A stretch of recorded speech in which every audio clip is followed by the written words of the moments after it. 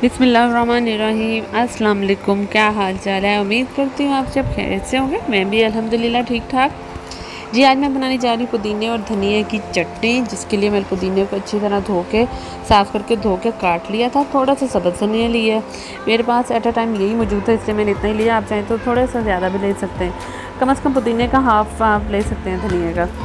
इसके अलावा स्पाइसेस में लिया मैंने 2 अदद अनियन है, सब्ज़ मिर्चें हैं, टमाटर हैं, इसके अलावा नमक है, लाल मिर्च पाउडर है और लहसुन। लाल मिर्च पाउडर मैंने सिर्फ वैसे ही लिया है, शायद ज़रूरत पड़ी तो यूज़ करूँगी, अदरवाइज़ सब्ज़ मिर्चों का ही यूज़ करेंगे।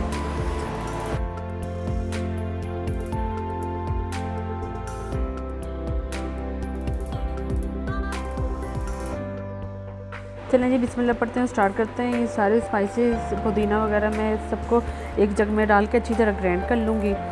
ग्राइंड करने इसको हमने लिक्विड फॉर्म में नहीं रखना है, इसे हमें थिक फॉर्म में रखना है।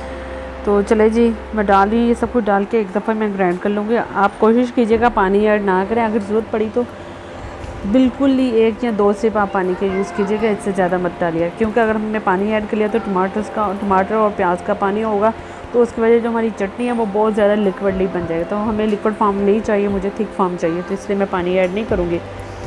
चलिए, ये सब कुछ डाल दिया, ये सब्ज़ मिर्च और अनियन भी डाल देंगे। डालने के बाद मैं इसको ग्राइंड कर लूँगी।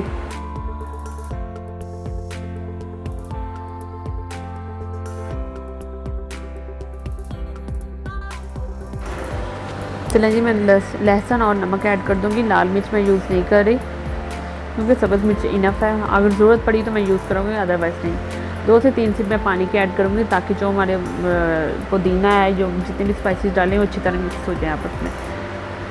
चलिए, इसे ग्राइंड कर लेते हैं। ये देखें, गर्म के साथ आपको दिखा रही हूँ, बड़ी मुश्किल से हो रहा था, लेकिन हो गया। ये देखें जी, डन हो गई है मेरी चटनी। मैं आपको डिश आउट करके दिखाती हूँ। देखें इसकी थिकनेस, देखें, मुझे इतनी ही थिकनेस चाहिए थी। चलें जी, मैं इसे डिश आउट करती हूँ और आपको दिखाती हूँ। ये आप किसी भी खाने के साथ, चाहे लंच टाइम है, डिनर टाइम है, ब्रेकफास्ट टाइम है, आप अपने रोटी के साथ या फिर राइस के साथ यूज़ करें। ये आपका हाज़मा बहुत अच्छा कर देगी, आपके पेट के जितने भी मसले मसाइल हैं वो ठीक कर देंगे इंशाल्लाह। यानी कि माशाल्लाह ये बहुत बेस्ट चटनी है आपके पेट के लिए, आपके मैदे के लिए, आपके स्टमक, आपके हाजमे के लिए ना बहुत परफेक्ट है। मैं इसका यूज़ करती रहती हूँ, इसलिए मैंने ये रेसिपी आपके साथ शेयर की। आप इस रेसिपी को ज़रूर ट्राई कीजिएगा और बताइएगा आपको इससे फ़ायदा हुआ है कि नहीं हुआ। इसके साथ ही अपनी दुआओं में याद रखिएगा। मुझे इजाज़त दें। अगर वीडियो अच्छी लगी हो तो प्लीज़ वीडियो को लाइक करें, सब्सक्राइब करें और शेयर करें। अपना बहुत ज़्यादा ख्याल रखें। अल्लाह हाफ़िज़।